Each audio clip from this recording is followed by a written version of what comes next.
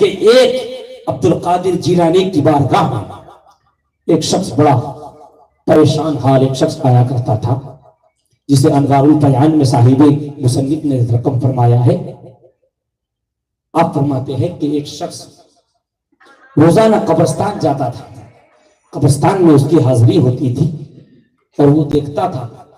کہ قبرستان کے اندر اس کے باپ کی جو قبر تھی، اس قبر پر مسلسل عذاب ہوتا تھا، مسلسل عذاب ہوتا تھا اس کے باپ کی قبر پر۔ روزانہ وہ دیکھتا تھا کہ اس کے باپ کی قبر پر مسلسل عذاب ہوتا تھا، تو وہ بڑا مایوس ہو کر کے گھر چلا آتا تھا۔ کئی عرصہ تک یہی سلسلہ چلتا رہا۔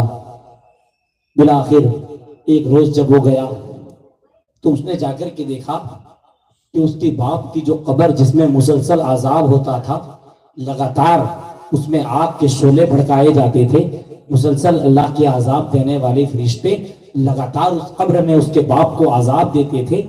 اس نے دیکھا کہ وہ دن ایسا دن ہے کہ اس کے باپ کی قبر میں جو ہے رحمتوں کی کرنیں آ رہی ہے، نور کی کرنیں آ رہی ہے، جنتی غذائیں آ رہی ہے، جنتی ہوائیں آ رہی ہے۔ تو وہ یہ شخص یہ دیکھتا رہا کہ روزانہ اس قبر پر عذاب ہوتا تھا، مگر آج یہ کیا معاملہ ہے کہ یہ میرے باپ کی قبر پر اللہ کا نور برس رہا ہے،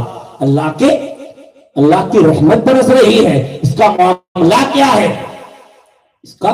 اس کی وجہ کیا ہے؟ اس کا سبب کیا ہے؟ تو جب یہ سبب دیکھنے کے لیے، یہ سبب جاننے کے لیے میرے گوشت کی بارگاہ میں حاضر ہوا، حاضر ہو کر کے عرض کی کہ آقا یا عبد القادر جیلانی یا شیخ عبد القادر جیلانی جو ہے باب الشیخ میں، جو ہے بغداد باب الشیخ میں اپنی خانقاہ میں جلوہ افروز تھے۔ جب وہ شخص آیا اور آ کر کے کہا کہ حضور میں بڑا اچنبے میں ہوں، مجھے بڑا تعجب ہو رہا ہے کہ کئی سالوں تک میرے باپ کی قبر پر عذاب ہو رہا تھا، مگر آج جب میں گیا قبر کو دیکھا تو اس کی قبر پر اللہ کا نور برس رہا ہے، اللہ کی رحمت برس رہی ہے۔ یہ معاملہ کیا ہے؟ میں سمجھ نہیں پایا، میں جان نہیں پایا۔ میرے دوست نے کہا کہ بیٹا بات دراصل یہ ہے کہ فلاں مقام پر میرے ایک مرید کے گھر میرے نام سے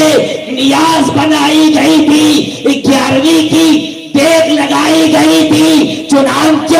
اس نیاز سے لوگوں نے کھانا کھایا، مگر اس نیاز سے ایک گوشت کے لوتھڑے کو لے کر کے ایک کوا اس گوشت کے لوتھڑے کو لے کر کے اڑا، اور اڑنے کے بعد وہ قبرستان کے درخت پر بیٹھ گیا،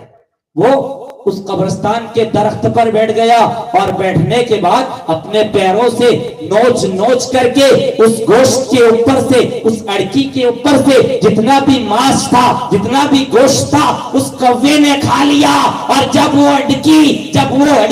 بالکل صاف ہو گئی تو وہ اڑکی اس کے پیروں سے چھوٹی اور قبرستان میں گر گئی۔ یہ میرے نام کے نیاز کی اڑکی قبرستان میں گری، رب نے صرف تیرے نہیں، جب سے وہ اڑکی گری ہے قبرستان کے سارے قبروں پر سے عذاب کو ہٹا دیا۔ جب سے میرے نام کی نیاز کی وہ گوشت کا ایک ٹکڑا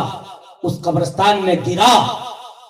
تو اللہ تعالیٰ نے اس نیاز کے ٹکڑے کی برکت سے، اس گوشت کے ایک ٹکڑے کی برکت سے سارے کے سارے قبرستان کے مرحوموں پر سے عذاب کو اٹھا دیا۔ مگر ایک بات رک کر کے میں یہاں بتاؤں کہ وہ جو شخص تھا جو روزانہ جاتا تھا، اور روزانہ جانے کے بعد وہ دیکھتا تھا کہ اس کے باپ کی قبر پر عذاب ہو رہا ہے، اس کی باپ کی قبر معذب ہے، عذاب والی ہے، عذاب ہو رہا ہے، تو یہاں ایک چیز میرے ذہن میں سوال بن کر کے کھٹکی کہ قطبی اگر وہ شخص دیکھتا تھا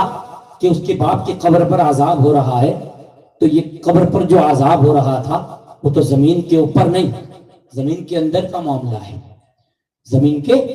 اندر کا معاملہ ہے۔ اور جب یہ زمین کے اندر کا معاملہ یہ شخص روزانہ دیکھتا تھا، تو پھر ایک بات میرے ذہن میں یہ آتی ہے کہ اگر یہ شخص روزانہ زمین کے اندر کا معاملہ دیکھتا تھا تو پھر اس کی آنکھیں بھی ہماری آنکھوں کی طرح نہیں ہوگی، کیونکہ ہمیں تو زمین کے اندر کا معاملہ دکھائی نہیں دیتا، ابھی کسی قبرستان میں چلے جائیں تو ہمیں تھوڑی پتا چلے گا کہ کون سی قبر پہ عذاب ہو رہا ہے، کون سی قبر پہ پھٹکار لگ رہی ہے، ہمیں یہ معلوم نہیں پڑے گا، ہمارے پاس وہ آنکھیں ہی نہیں۔ مگر یہ شخص روزانہ جاتا تھا اور وہ دیکھتا تھا کہ اس کے باپ کی قبر پر عذاب ہو رہا ہے، تو مطلب یہ کہ اس کی آنکھیں قبر کا حال دیکھ رہی تھی، قبر کا حال دیکھ رہی تھی، اور جب قبر کا حال دیکھ رہی تھی تو یہ بھی کوئی نہ کوئی طاقت والا ہوگا، کوئی نہ کوئی طاقت تو اس میں ہوگی، تبھی تو قبر کا حال دکھ رہا ہے، تبھی تو قبر کا حال دکھ رہا ہے۔ کہنے کا مطلب یہ کہ یہ بھی تو رب کے کوئی مقام پر ہوگا، رب نے اسے بھی تو کوئی مقام دیا ہوگا، تبھی تو بغیر مقام کے کوئی شخص رب جو ہے قبر کا حال معلوم نہیں کر سکتا۔ تو کہنے کا مطلب یہ کہ اسے بھی رب نے کوئی نہ کوئی مقام دیا ہوگا، تبھی اس نے قبر میں دیکھ لیا کہ عذاب ہو رہا ہے، اور جب عذاب بند ہو گیا تب بھی اس نے دیکھ لیا کہ عذاب بند ہو گیا، عذاب ہو رہا تھا تب بھی اس نے دیکھا، عذاب بند ہو گیا تب بھی اس نے دیکھا۔ تو کہنے کا مطلب یہ کہ یہ بھی تو کوئی روحانیت والا ہوگا، یہ بھی تو کوئی مراتب والا ہوگا، یہ بھی تو کوئی مقام والا ہوگا۔ اگر یہ روحانیت والا نہ ہو، اگر یہ ولی نہ ہوتا تو پھر اسے قبر کا حال کیسے معلوم، اسے قبر کا حال کیسے دکھ گیا، اس نے کیسے جان لیا؟ تو چنانچہ یہ جاننے والا یہ اللہ کا ولی ہے، یہ اللہ کا ولی، مگر یہاں بتانا یہ مقصد ہے کہ جب کوئی ولی بھی ہو مگر اس ولی کا جو ریلیٹیو ہوتا ہے، کوئی ولی ہو